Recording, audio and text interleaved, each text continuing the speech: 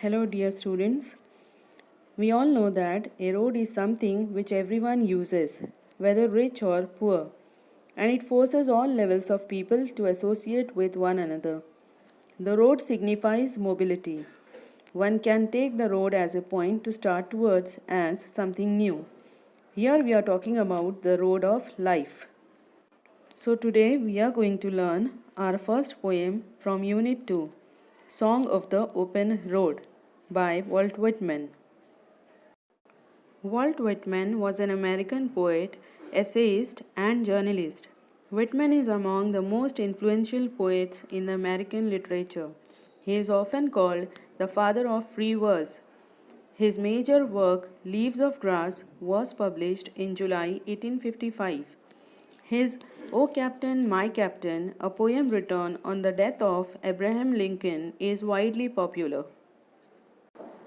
The section of Song of the Open Road from Leaves of Grass is a beautiful combination of self awareness, free will, and tenderness, or kindness of heart. It gives us poet's realization that along the journey of life, one will face the test of wisdom, which is not tested in any of the schools or university.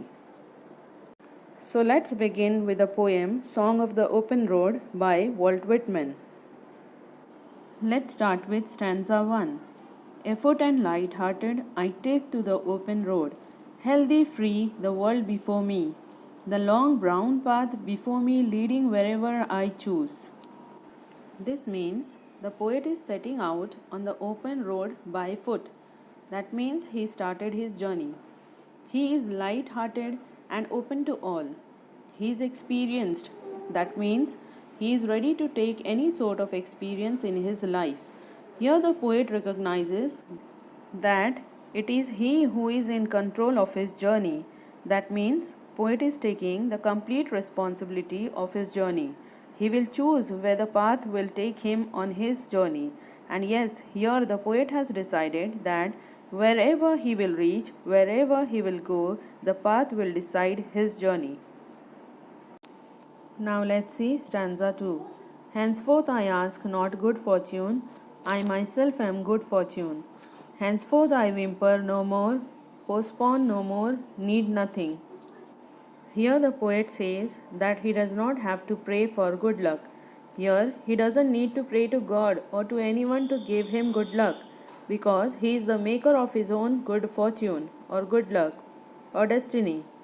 He is completely responsible for his destiny.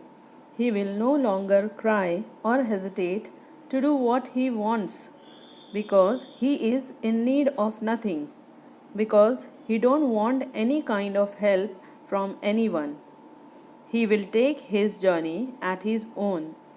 He is contented with being well inside.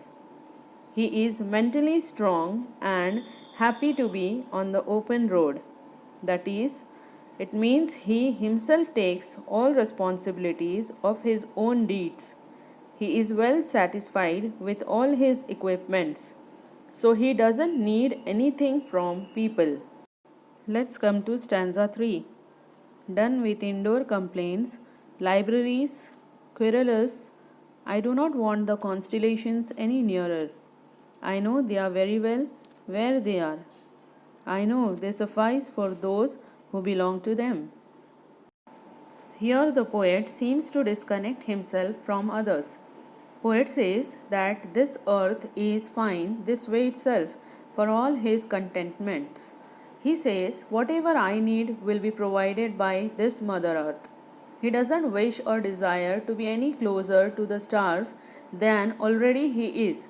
That means he doesn't need any person.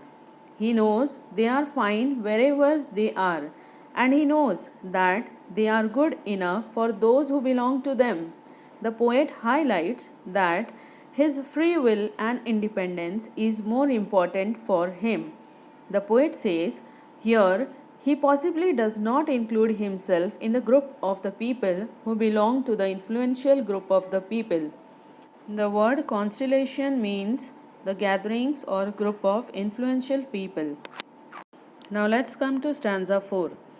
Still here I carry my old delicious burdens. I carry them, men and women.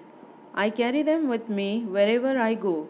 I swear it is impossible for me to get rid of them.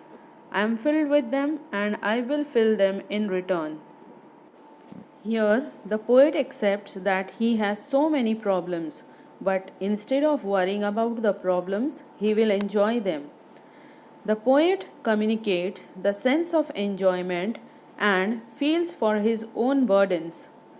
Here, the poet admits that he carries problems wherever he goes.